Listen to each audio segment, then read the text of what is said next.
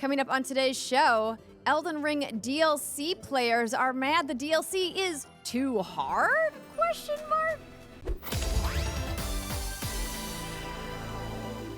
What's good, everybody, and welcome to another episode of the What's Good Games podcast, your source for video game news, commentary, analysis, and, of course, the funny stuff every Friday. I'm one of your hosts, Andrea Renee, joined by Miss Brittany Brombacher. Hello. I love this Zelda tank you have going on today. Oh, thank you. It is Black Milk Clothing. They do not send me free stuff. I have to buy all of it, and let me tell you, it's very, very spendy. It is. But it's very nice quality stuff. Yeah, it is Navi, the Hey Listen fairy that we all want to grind into dust. But it is a cute shirt. It's a crop. I like it. Has your relationship with Navi always been contentious? Yeah.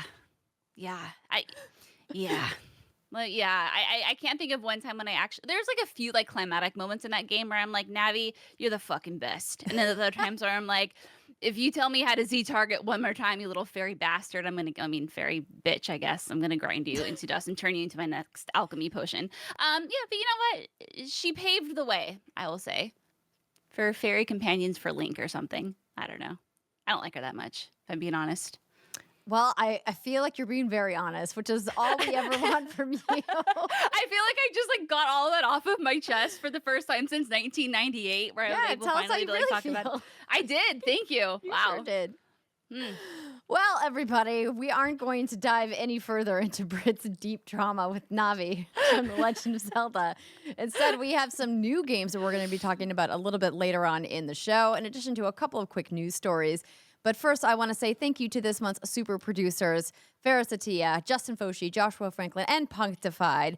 Thank you so much for supporting us at whatsgoodgames.supercast.com, where you can get the show ad-free, among other benefits. Plus, this show's brought to you by Shopify and Boot.dev, but we will tell you more about that later. If you want to help the show, you can leave us a 5-star review on Apple Podcasts or Spotify. Both of those platforms help us out quite a bit. And if you don't want to write words over on Spotify, all you have to do is just click the 5 stars. Boom, you're done. That easy. Every little bit helps, everybody.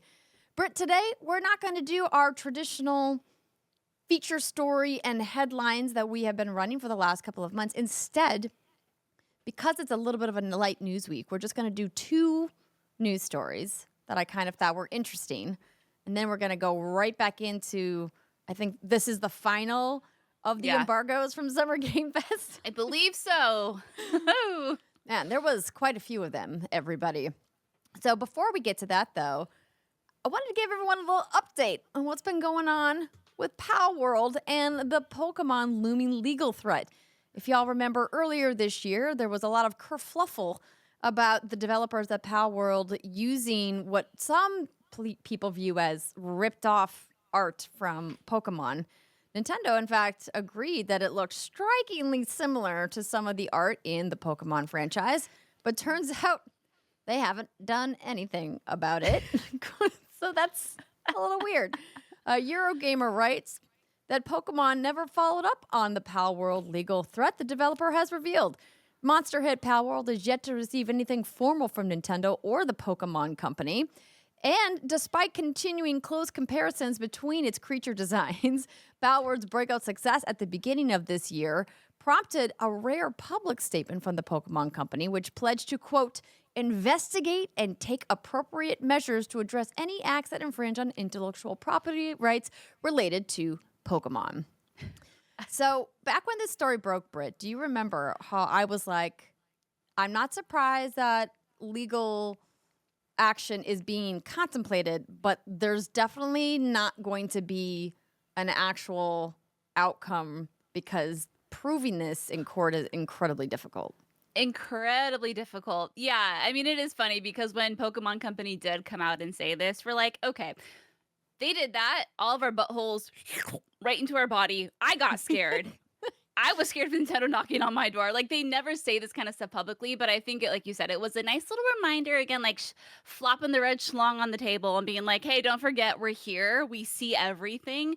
But yeah, I don't think they've heard anything, the Palworld folks, because yeah, like you said, it's incredibly difficult to prove this. There's Not only that, from my understanding, it's like it's so ambiguous that it can depend on the judge itself. Like you could have the same case presented to two different judges and get different rulings. So would it be worth Nintendo's time, effort, and money? No, I think at this point, Palworld is just loved. I'm having a hard time saying that, Palworld. And I think it would just like make them look like bad news bears and like, listen, they have enough money, they can calm down. But they will never not protect their IPs. We've seen that with many different instances. So again, yeah, I think this just comes down to they probably don't know. They probably don't have a case, and they probably know that. And even if they did want to bring it to court and scare the panties off of any other creator out there, they're probably like, it's probably not worth the money. Just my guess. I'm not head of Nintendo's legal, but Yeah, Nintendo has bigger things to worry about, and they also have bigger things to promote. They probably don't need to spend their time doing this, but then again, they do go after pretty small fish. when we think about the history of Nintendo's legal action against people for copyright infringement, it's quite varied. But just wanted to give y'all an update that apparently nothing's happening. Palworld, though, is getting a new island to explore and a PvP arena. And the ongoing addition of more pals. Plus, a PlayStation 5 version has been teased that it is on the way to consoles. Oh, cool. I need to get back into Palworld. I stopped playing around the time we came back from our little hiatus. Just because, there was a little game called Like a Dragon Infinite Wealth and Final Fantasy VII Rebirth that came out. And that took up all of my time, energy, and love and attention. But, God, I want to get back into it, girl. I bet it's improved a lot since when I played it last. But I'm scared. They have pushed quite a few updates since then, and it's okay that you kind of fell off. It's been a busy time. There's been a lot going on, which we're talking about in our episode next week, by the way. Next week is our annual Game of the Year so far, so keep your eyes peeled for that one, everybody. Or the other story that I couldn't not mention is from IGN. And the title reads, Elden Ring, DLC Shadow of the Erdtree, down to, quote, mixed reviews on Steam as players complain about the difficulty and performance. Now, before I get into the actual details of the story, I just want to take a moment to acknowledge that this is very comical to me personally. I saw this and was like, I don't understand. Are you mad that hard game got harder? Is that not what you wanted from a hard game? Was to be hard. It's too hard though? Oh, it's too hard. So now you're mad. Yeah, it is pretty funny to me. I haven't played Elden Ring in a hot minute, but a lot of folks are saying, people are trying to, I guess, bull rush the bosses and just go from point A, which is like, oh, you're on the DLC, to B, now you're fighting the bosses. It's like, nah, dogs, you have to explore and get good and like level up. And I don't know. I don't understand. I would, and again, like, this isn't me like shitting on anybody. I thought you liked the game hard. I thought you liked the game difficult, but is it that it feels unfairly difficult? Like, what are the complaints that you've heard? Have you heard any? Before anyone comes for me in the comments, I know that a lot of the complaints are performance related. So there's many players that are making these complaints are saying that there's been a drop in performance, particularly on PC, because obviously these are related to the Steam reviews, about how it makes it difficult to play if there's dropped frame rates, stuttering, etc. Like if the game is not playing smoothly, it's difficult to do this kind of precision combat and be successful, right? It's difficult to do this kind of precision combat if everything's working flawlessly because the game's just hard and it's designed to be that way. And I just can't help but laugh. I just think that that's a funny argument to make for a game like this because that's the whole point of the game like this, right? Yeah, that's what's been shoved down our throats. I don't want it to be hard, but isn't that what y'all want? Yeah, they do. They do like it. They do like it hard, Andrea. What I heard earlier that was pretty funny is that someone created a mod called the Shadow of Erdtree Journalist mode. Okay, which gives you the ability to take Yes. I think it's so funny because it gives you the ability to take 50% less damage if you use the medallion or whatever. I think it's funny that this is called the journalist mode when journalists gave the game a total, like its universal acclaim on Metacritic. It scores 95. and like the user score is like 8.3 and look at the Steam reviews. So I know, like, again, performance mode, but I think it's so funny because a lot of the journalists like played the game, they beat the game, they enjoyed the game, but now everyone's like, oh, it's so hard, but we're going to call it journalist mode, even though they were the ones that were able to finish it and complete it. You know what I'm saying? Are you picking up what I'm putting down? Yes, it's almost like people who critique video games for money are typically very good at playing video games. That's been my experience as someone who's done this for a very long time. I do want to read a little bit of the story from IGN. It says, ahead of the Shadow of the Erdtree's release, director Hidetaki Miyazaki signaled the DLC would significantly test players' abilities. The new challenges for the players are going to be the boss encounters as well as the different kinds of threats that the world will impose on people, Miyazaki told CNET. Some of these bosses are aimed at players who've completed most of the base Elden Ring game, meaning From Software has kind of really pushed the envelope in terms of what we think can be withstood by the player. And so it has proved. Over the past weekend, players began to complain about the extreme difficulty with bosses and performance issues. Quote, as a huge fan of all Souls games, I would love to like the DLC, but the enemies' damages are completely overtuned, especially for some bosses, reads one negative review. Another says some have a completely erratic moveset, rendering the whole experience just painful without any fun. Perhaps mindful of the growing negative feedback over difficulty, publisher Bandai Namco tweeted some advice for struggling Shadow of the Erdtree players, saying, this is a suggestion to level up your scatter tree. Scatter tree? Is that what we're going to say it? Your scatter tree blessing. Okay, yeah, that was the thing I saw people tweeting about online. Hey, you know what? Cool. I loved Elden Ring. I had a fantastic time with it. I enjoyed the challenge of it because I was able to cheese it a little bit with like all the grinding spots and whatnot. But yeah, I think I'll be staying away from this for now. I still need to finish the base game, but cool. Have fun with that, friends. I love seeing all the tweets. I think someone spent like 300 tries on a boss. I saw that it took them like 300 tries or something crazy like that. And I was like, God, must be nice. I would love to be in the room at like try 20, because that's probably where I would get and be like, okay, I need to put this down and walk away and then come back. But like getting past 100 and then going to 200, I don't know how you find the will to keep playing when you've tried something that many times and still fail. I think that's a hard line to straddle, right? When you make something that's so difficult, but what keeps you going is that, like, I'm almost there, almost learning the pattern. But it sounds like the bosses in this game don't have necessarily patterns. And so I could see how that would be frustrating. But to quote a lot of people, that's their vision. That's FromSoft's vision. You got to accept it. That's what it is. Well, I mean, Miyazaki-san himself told The Guardian that if we really wanted the whole world to play the game, we could just crank the difficulty down more, but that wasn't the right approach.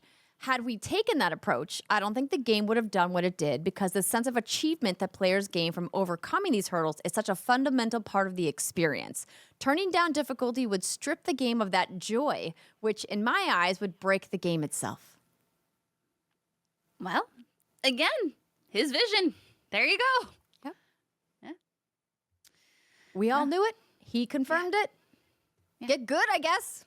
Get good. Scatter tree blessings. Scatter tree. Watch some guides. I don't know. Get a friend to come in and help you defeat those bosses. Apparently there's a bunch of like high level, like pro type players that are going around offering boss defeating services. I love it. That one dude who was walking around nothing but a loincloth, and he was like 1v1ing without Melania. Is that her name? Yeah. Whatever it was. Oh, that was funny. I love it. Milena, or think? No, Melina. Strong bitch. We clearly never fought her. Never got that far. No, I watched her. I think I made it to like the third boss and was like, okay. Yeah. No, I appreciated her from afar. I'm like, but I'm scared of you. You scare me, mommy. I mean, I spent a lot of time just running around the world and like fighting low-level guys, but I actively avoided the boss fights whenever possible because I was like, I don't want to die. Yeah, you know the thing, I really loved Elden Ring, and I love playing it co-op with Jason. We had a lot of fun with it, but it was tricky because we had to fight each boss twice to progress our individual play saves. The only request I have for Elden Ring going forward, and like, keep the difficulty, keep your weird ass bosses, I don't care. Just make the game more seamless co-op. That's all I want.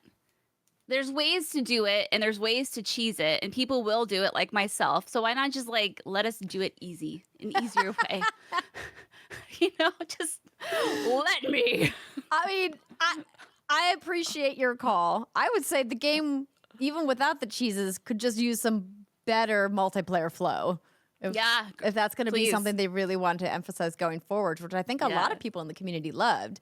There was quite a bit broken about the way that the multiplayer works in that game. Yeah, fucking fingers. Which we talked about when the game first came out. So no need to rehash all that. But glad everyone's liking it and that it seems to be overall still very positively received. And we hope you all enjoy dying over and over again. And the lands between. All right, everybody, that is going to do it for our news for the week. If you thought we were going to talk about that Midnight Society shenanigans with the guy with the mustache and the glasses, you were wrong. He's not worth our time, and he's not worth yours. And on that note, we're going to take a quick break, and when we come back, we have some games that are worth your time. A bunch, in fact. Fun ones that we played. Stick with us. We'll see you in a minute.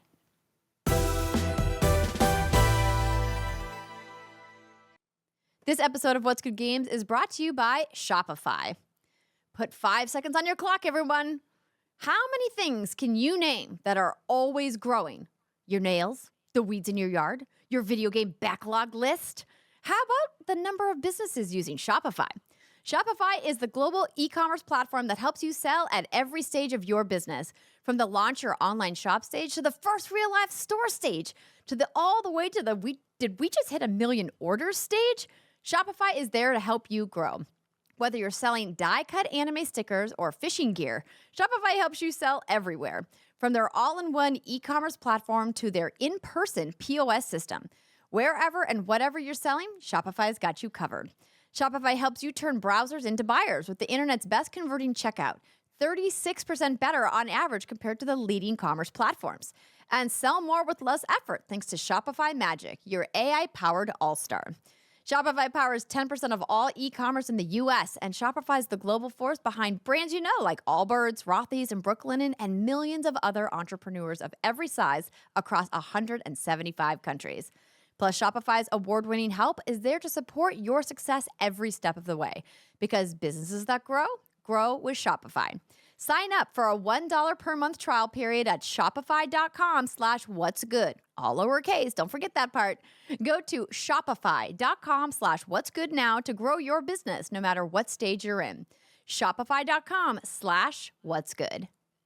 This episode of What's Good Games is also brought to you by Boot.dev. If you're listening to this podcast, there is a good chance you like to play video games, but have you ever thought about making one? Whether you're thinking of a side hustle or looking for a new career path, if you're interested in learning to code, then it's time to check out Boot.dev.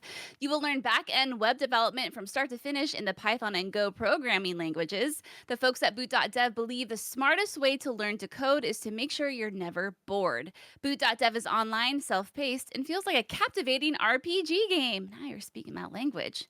The platform is designed to get you writing a ton of code because getting your hands on the keyboard and shipping projects is the only way to really learn.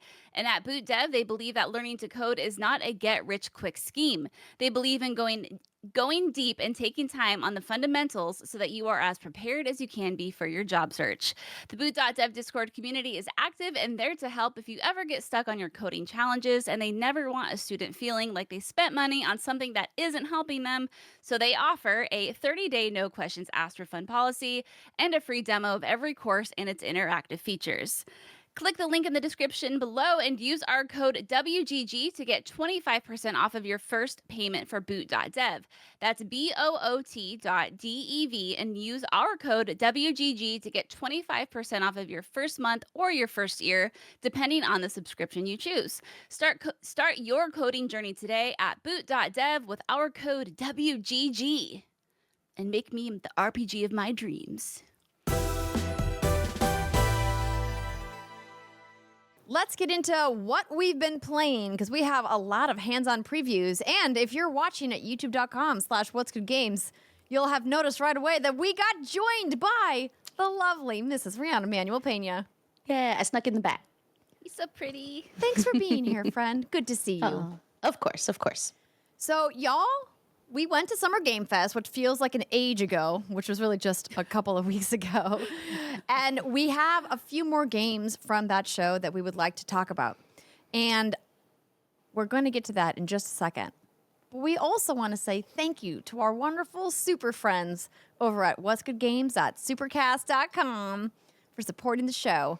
Y'all mean the world to us. And this is that wonderful time of the month where we rattle off your names and mispronounce them probably. Sorry in advance. Brittany, why don't you kick things off?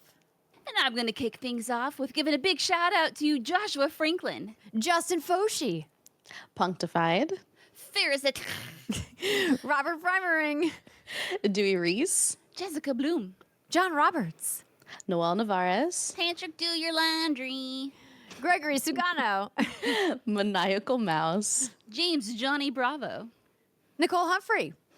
Daniel Hull, and Trenton Pennington. Thank you, everybody, at What's Good Games at Supercast.com for supporting the show. And if you're still at Patreon.com/What's Good Games, we appreciate you and thank you for supporting the show as well. And I have updates over there on what you can do to get on over to Supercast, or you could just, keep living your life over there if you want. That's totally fine. That's acceptable too. All right, everybody, let's talk about some video games. Brittany, one that I know you have been wanting to chat about because it fits into the spooky wheelhouse that you love so much, was shown at Summer Game Fest on stage as part of the Bloomhouse Games announcement, and it's called Fear the Spotlight. It is called Fear the Spotlight. Yes, so this is like a 90s horror game, and it is developed by Cozy Game Pals, which I think is just so cute and so funny and so ironic. So this game actually released on Steam in September of 2023, but now it is coming to console, and it's coming with additional content as well. So this is described as an atmospheric third-person horror adventure. And what's cool about this one is that visually it looks like something you would play in the 90s. You kind of have like that glitchy style, that kind of blocky movement style. And I know that doesn't sound good the way I'm describing it, but I promise you it is. It looks really cool. It looks awesome. So you play as Vivian, and you sneak into your high school after dark with your friend named Amy. And Vivian is definitely crushing on Amy. You can go into their inventory, and there's like a note from Vivian to Amy. So it's like, she wants to like confess to her after whatever they want to do at this school is done. So Vivian is like your goody two-shoes library nerd girl, and Amy is your cool goth girl, right? Kind of like the rebellious one. So they make perfect friends.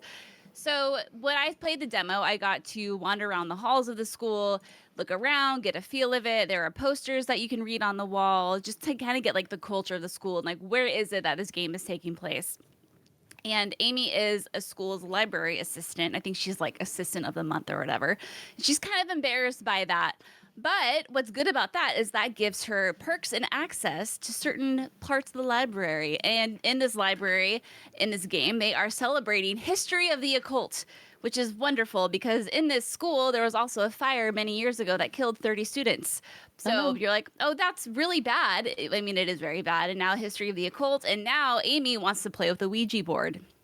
So you're kind of thinking like, okay, well, what could go wrong playing with the Ouija board? So because it is History of the Occult Month, they have a whole display of all like these creepy things in there, and there is a Ouija board. So the puzzle that I was presented was I had to unlock this Ouija board. And if I say Ouija one more time, take a fucking shot. So what I had to do is I had to look around, and I had to find a hidden key, crawl under a couple of desks, like infiltrate the librarian's office and get what I needed. So nothing, super intricate or intense or anything. And maybe that'll change later on because this game does have puzzles. Obviously, that's part of it. And then I unlocked the board. We did this sort of seance. We sat around in a corner of the library. We summoned on spirits. All of the lights went out. And then I had to slowly light each light around me, each candle, because we were surrounded by candles. And then as you light the candles, like a little bit more light shows on Vivian's face or where you assume Vivian is. And it's this really like creepy, tense moment because you're just wondering like, oh, when the lights all pop up, like, or the candles are all lit, is her face going to be there? And surprise, it's not. And now she has been taken away and she's running around like a fucking weirdo and she's possessed. And you have to basically find her and solve the mystery of what happened in this library because clearly you summoned an evil spirit and now the school is officially haunted. So good job, Amy. You did the thing. The only time in the demo that I feared the spotlight was when Vivian and Amy were trying to get to the library initially and there was a security camera So it was just a lot of like crawling and timing puzzles. So I'm assuming that's probably what a lot of it's going to be. But Rhea, I thought of you because Aw. this game is jump scare free. They told that Okay. on their page. They said it's jump scare free, quote, enjoy a tense and creepy atmosphere without cheap frights. So, I mean, I'm not saying you're going to play it, but I think Danny really liked this game. So maybe you could sit next to him and watch him play it without being scared of the jump scare. I think that's really cool. Okay, That's- yeah, I could backseat that one. There you go. But no, it's a really cool setting, and this is kind of what we talked about when we talked about Summer Game Fest and the presentations of, is it Blumhouse or Bloomhouse? Blum? Blum. I like say Plum. Bloom, but I don't think it really matters. Yeah, Blumhouse is every game they showed, you know, it lent itself to a different type of horror. And this is definitely the horror of 90s girls that obviously kind of have a thing for each other. One's a super nerd, one's a goth girl, and they break into the school and the library, they summon an evil spirit, and now you have to like try to leave alive. And I think that's so fun. Anywho, looks really cute. Very excited to play it. Very different kind of game, and I'm stoked for it. It was cool to play it. It did feel like a game from the 90s, but not dated or old or janky. So Nice. yeah, Very feel Brit vibes. Oh, very Brit vibes. Oh yeah, when I saw my friend floating, I'm like, oh, shit hit the fan. She's floating. People don't float, Andrea. I don't know if you know that. They just I don't do, in float fact, the air. know that's how the laws of physics work. Yes. Yes, they do. You fucking logical brain. Get out of here. Yeah. Well, Yeah. a game that all three of us saw that was at Summer Game Fest that we were just remarking that not a lot of people have been chatting about is Unknown 9 Awakening, being published by Bandai Namco and created by Reflector as part of the larger Unknown 9 transmedia universe. So we've got, comic books, TV show, lots of stuff going on in the Unknown 9 universe. Now, we got to see quite a bit of this game, both on stage at Summer Game Fest Live, but then also in our behind closed doors presentation. I think we all were hoping that we were going to get to play the game, but we got a hands-off demo, meaning a developer was driving the game while we were watching. So I left a little bit mixed. I think overall, I was very excited about the idea of this game, but I'm slightly concerned from a variety of standpoints. But let's start first with what we liked about the demo. Rihanna. Yeah.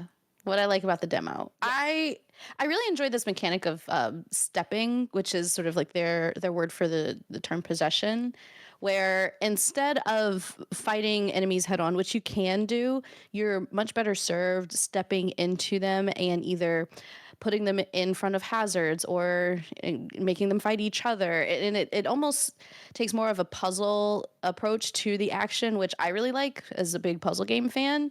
And if you're going to make the protagonists less like tanky, less girthy as far as how much damage they can take and deal out, then I like that this is another alternative way to, defeat your enemy. There's some environmental hazards and things that you can play around with, or you could just like shoot your own arrow and then put everybody in the path of it, or like I said, just have them going at each other. And I think that's just a really interesting way to move around in the world. I'm assuming that there's going to be more than just combat applications for this, as far as like puzzle solving and getting around different obstacles in the environment.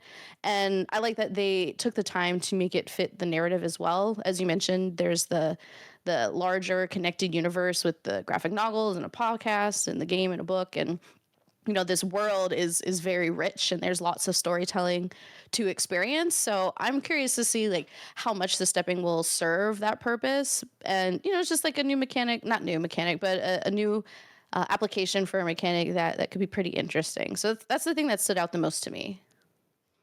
Yeah. Yeah, and The just as a quick combat- reminder for people who are like, what the heck is Unknown 9? I don't remember that game. It's the one that features a protagonist named Haruna, played by the actresses most known for her role as Yennefer in the Witcher Netflix series. So if that kind of jogs your guys' memory about what this game is. It's a third-person action-adventure game set in this, kind of mystical Unknown 9 universe. And as Haruna, as Rihanna was just mentioning, you kind of have access to this different dimension, this parallel dimension called the Fold? looking at my notes. Yeah, the fold. The fold, Fold. yes. And that's kind of where Haruna as a character is kind of stepping in and out of there to use some of these abilities. And, when we got to see them in action in combat, it looked really cool. Like there's going to be a lot of variety in the ways that you're going to be able to kind of chain all of the different abilities together. We got to see the 3 different skill trees, combat, stealth, and Umbric, and the Umbric abilities. I think are some more of the mystical ones, and you have a separate Umbric energy bar that you have to manage in addition to your health bar, but we didn't get to practice it for ourselves, so how it's all going to kind of come together is still a big TBD. Yeah, something I think I really appreciated was honestly, it's going to sound like a cop-out, but how passionate the devs were that were playing it. You could tell they have all these grand ideas, and so many grand ideas, in fact, that Unknown Nine Awakening is getting a book trilogy, comics, and a scripted podcast series. And when they mentioned this, I was like, oh, I didn't know this was based off of a prior IP. And they're like, oh, no, this is all new. This is all new. And that really surprised me, because what that tells me is that a lot of thought has gone into this world, and a lot of into the lore of the world, and the culture and the history of this world. And I think that's, really interesting. And I mean, obviously, you could flip that and be like, it's also a little concerning, because they started the game off with a PowerPoint presentation almost. And it's like, okay, these are the terms you need to know. There's the fold, there's the LYS, there are the ascendants, there's the Questor. I don't know whatever Haruna is, her title. It's like QUAESTORS, Quaestors. I don't know. But there's a whole bunch of lore and history to this, and it almost was a little overwhelming. But I do appreciate that obviously a lot of thought has gone into it. My only concern is how does this translate in the game itself? If you have to do podcasts and books and comics, does that mean that there's just not enough in the game, that you need all this other content? So I'm kind of conflicted about it, but overall, I think it's cool. Yeah, I think whenever you're launching a brand new IP with a really deep narrative, it's a little bit of lifting on the part of the player to become immersed in it, particularly when it's set in a larger narrative universe like Unknown Nine. And if you aren't familiar with what the Unknown Nine lore is, the Unknown Nine themselves are this long-lost civilization, and they were 9 people that were granted immortality, and they're kind of there as a guide for humanity. That's kind of the general, overarching idea behind what Unknown Nine is as a franchise. And I think what they're doing here looks really exciting. But one of the things that we remarked on when we left the demo was that it feels almost like a Forspoken situation, where the gameplay looks cool and the ideas look cool, but the game itself and the way the game it's built under the hood just doesn't kind of fundamentally come together in the end. That there was a really good idea there that just didn't get executed. And I don't know if that's going to be the case here, but I noticed right away when we were in our demo, when they were going through a lot of the PowerPoint part of the demonstration that Brittany mentioned, that they showed box art for when the game's coming out, and I instantly saw a PS4 box. And I called it out because I was like, is that a PS4 box? I haven't seen a cross-gen game in a while outside of Call of Duty, right? And even they aren't going to be cross-gen. And at this point of the generation, it always kind of sends up a flag if a game of this scope is going to be cross-generation, because we know that that inherently limits what the developers can do on the new hardware. And it's kind of a bit of a head scratcher for me as to why. So I asked, said, why are you guys doing cross-gen? Said, well, we started this development before the pandemic began. And then, during that process, we had to ask ourselves, do we want to move from Unreal Engine 4 to Unreal Engine 5? And they decided that they wanted to keep the game on Unreal 4 because it made the most amount of sense for their team. And that is a completely valid, good answer. It's still just, is that going to be the downfall of this game? Because audiences expect it to be like Final Fantasy VII Rebirth, or like, a Horizon Forbidden West, or like Elden Ring, right? Like games that look like they're current gen games. is this game going to stack up? And that remains to be seen. Yeah, dude. I Valid think concern. it's the same thing. I mean, I really love Forspoken. I've talked about that at length, but when I see a game like this, I'm like, the stepping mechanic looks really cool. I love the protagonist. Like, cool. Like, we don't get to see a lot of protagonists look like her. I think that's amazing, worth celebrating and giving all the flowers. But other than that, I've seen all of this before in a game before. Like, I can, besides the stepping, I can close my eyes. I can imagine the traversal, the collectibles, like the combat, how it's going to work. It's just very familiar. And I think you even asked this question, Andrea, during it, is like, what are you doing to set yourself apart? And to be frank, I don't remember like what the answer was, but that is also my other concern. It's really hard to sell third-person action adventure game this day and age because there's just so much to choose from. But I mean, this game is supposed to be coming out this summer, and I just feel like that I haven't seen a lot of it. Haven't seen a lot of marketing of it. I want to be optimistic, but I think something just needs to change in terms of like communicating why this game is important, why this game is special, and why we should be excited about it. Yeah. Same. I think if we hadn't been covering video games as long as we had, we wouldn't have all the red flags going up, but we have, and I think we all want to see this game succeed and hope that it does. So fingers crossed that it's really fun and cool, because the demo that they showed us looked really dope, and I was like, I want to play that. That seems like it'll be a really fun game. And there's absolutely space in video games for really fun games that aren't necessarily reinventing the wheel. We just talked about that with some other games last week. So, that's Unknown 9 Awakening. Another game that I got to play at Summer Game Fest that I was, admittedly like, don't know. This feels a little bit like a generic shooter, but you know me, I love my shooters, so I'm gonna try it out. But it ended up really surprising me with how fun it was the First Descendant. So this is a game coming from Nexon, and potentially by the time you're watching the show or listening to the podcast, this game might be available to play. It's coming out very soon, and it's a described looter shooter that really gave me vibes up front like Outriders. Ooh. Right? Good. That was a fun, surprising game. I think that a lot of people were underestimating how fun that game was, and I love that game. So, oh my gosh, we put so many hours into that. yeah. Now, I made this appointment because I've loved the cinematic trailers that have come out of this game. I thought that they looked super cool, this kind of sci-fi universe with guns and cool armor, and then I was like, I want to play it. And I had a lot of fun playing. I will say I was very overwhelmed when I sat down at the computer to play, and they basically had like all of the skill trees open. Ooh, and all of these options for mods, for abilities, for weapons, armor pieces. And I was like, oh my gosh, this is a lot. Let me give you a little bit of background on the First Descendant. So this game has been in development for a few years now and is being created by the folks over at Nexon Korea. So this is a third-person shooter, action-adventure, and it's got a lot of RPG elements and is being called a looter shooter, and it's free to play. It doesn't have any PvP components, but it does have online co-op, so you can play with your friends. The first thing I thought of when I started playing this game is it's given me a ton of Outrider vibes.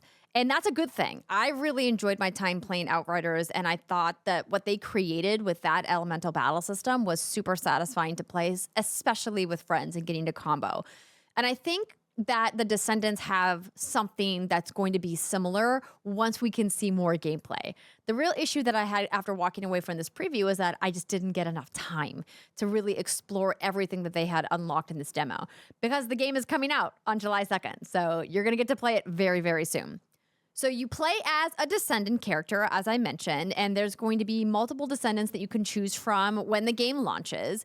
And each of these Descendants have different Descendant skills.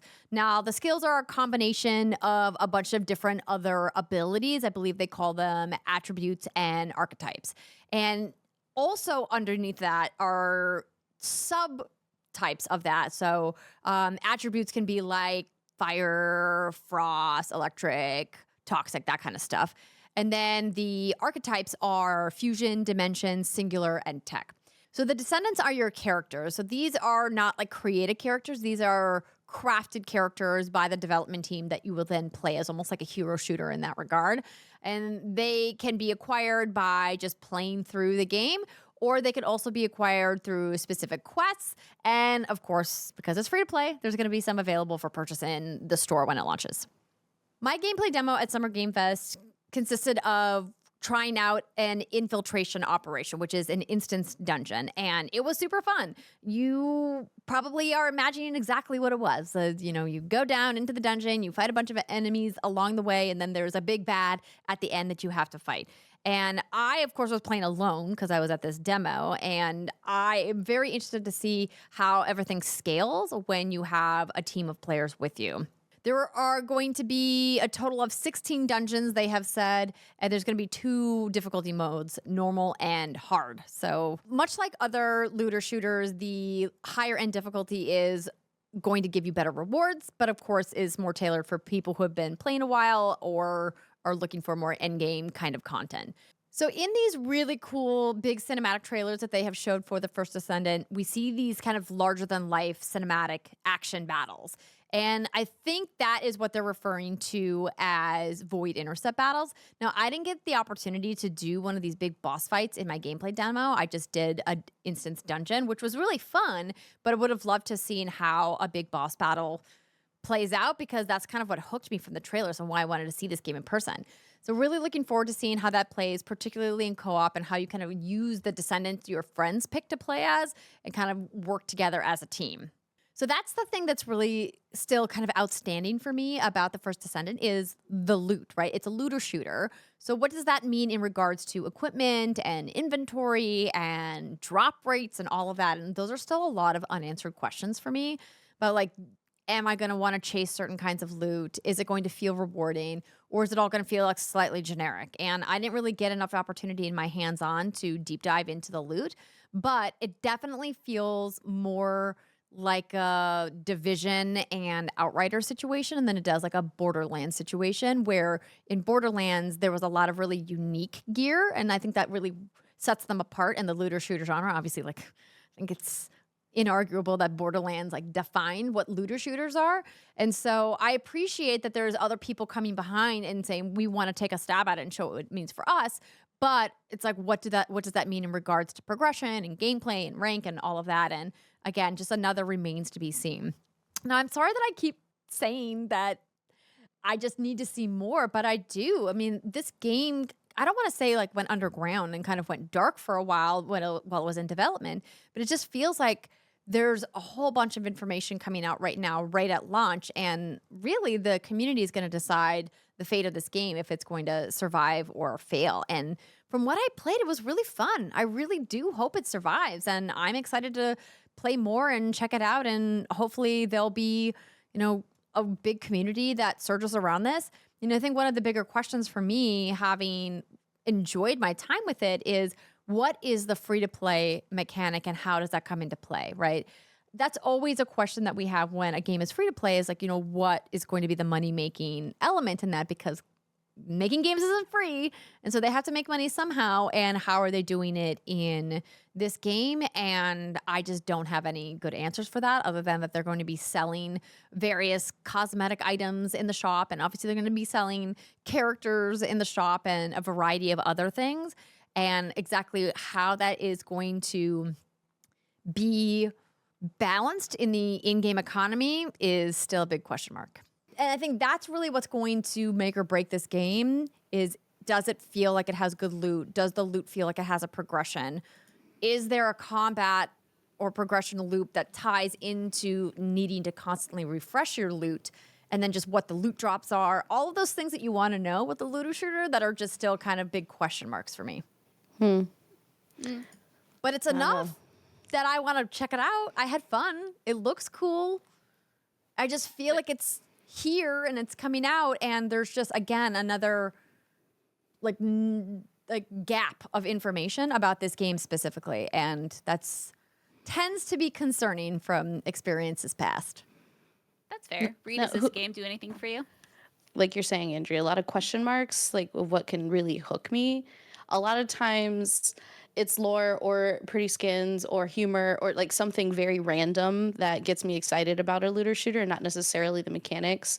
And solid shooting does help. Obviously, you know, Destiny is one of the best ever in that regard. So it's got to top one of those things in order to really grab my attention away from other stuff I'm playing. So we'll see. If the guns feel good overall and there's a cool hook to it and the loot feels good, I think that there's a good opportunity for this game to succeed. But I just don't know anybody that's talking about this game. And I don't know why. It looks cool. I want to play. And so hopefully we'll be able to give you guys an update after we've gotten some hands-on time with it because it's coming out on July 2nd. It's probably out right now when you're listening to this show. So. Right around the corner. Yeah, we just got to get a couple more people to play with us for this PvE co-op situation, right? Yeah, let's do it. Let's get the squad, Ree. All right. Assemble. We'll roll out. Okay. So, Riana, you played something at Summer Game Fest. Or did you not play this one? No, I did play this one. Okay. I actually put my hands on it, which was nice. And there were a number of games that we saw in Level Infinite space, and honestly, too many to talk about. Like, there's some really great things there. Shout out to Critter Cafe. Shout out to Aloft. A lot of really cool things that people should keep an eye out for coming out soon.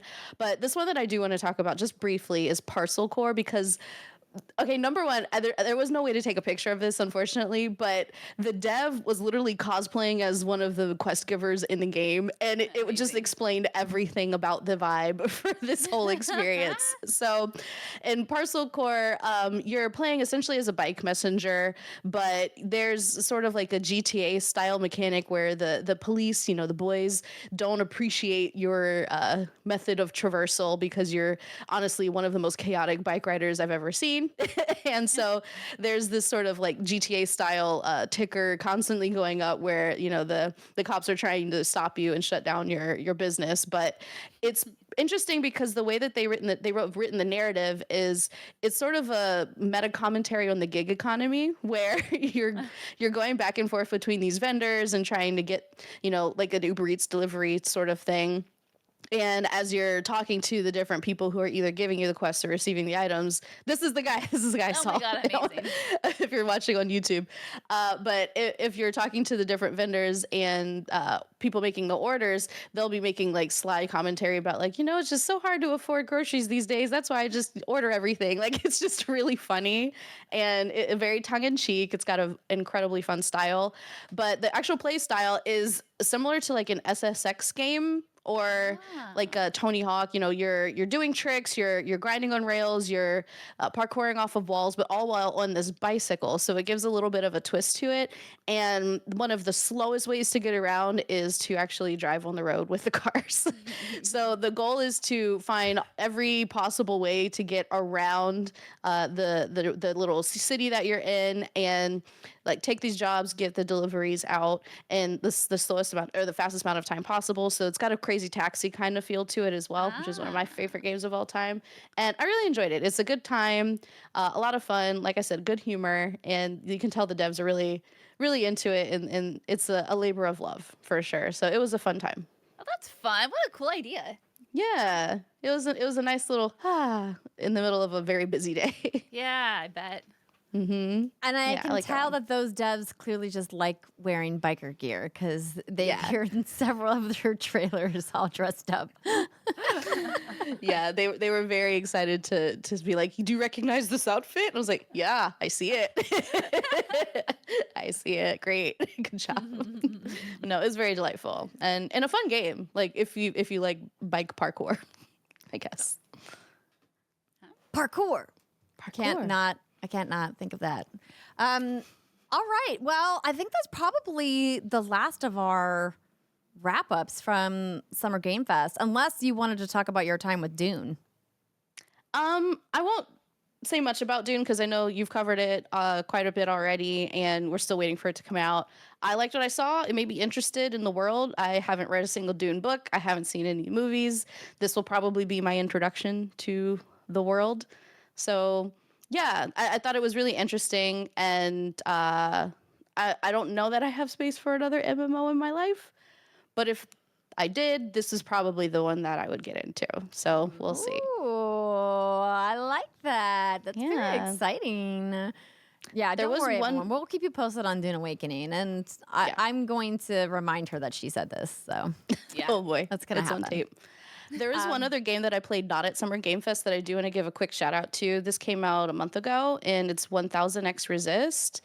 A number of my friends have said I had to play this game because I like a good story, I like an alternate universe, and it's impossible to give you a description of this game without spoiling a lot of what's really special about it. So what I'll say is, like, go in expecting a story to unfold, and this is game storytelling done in a way that I've never seen it done before, which is always a nice surprise because we've seen so many games in our careers. And it's just very vibey, very mellow. I would say it's not necessarily a high octane game. It's more talking to people and unraveling what's going on in this world. But it's honestly storytelling in games at its best. And I'll just leave it at that. It's worth checking out. It's on Steam right Ooh. now for $15. Ooh. Ooh. This Yeah. okay. Oh. yeah, I feel like this definitely is in Brittany's wheelhouse. This game. Oh yeah, Did absolutely. you play it on Steam Deck? I did. I played on Steam Deck. There's some things like there's some text and a map that might be a little bit hard to read, but you can make Okay. it out if you squint. Okay. How long did it take you to play it? I haven't finished. Oh, I played about 4 hours. Yeah, it's Oh, called a narrative thriller. Mm-hmm. Oh, okay. I saw school children floating around, and I'm like, this is my shit. Yeah, there's some haunted shit going on there, a little bit here and there. Okay, cool. It's haunted. She's in. All right, everyone. Well, thank you so much for going on this journey with us. We are looking forward to getting more updates on these games as their development progresses or as they release, and some of them are coming out very soon. Let us know what you have been playing or what was exciting for you from Summer Game Fest. And don't forget, next week is our Game of the Year so far discussion. Should be a fun one. See you then. Bye.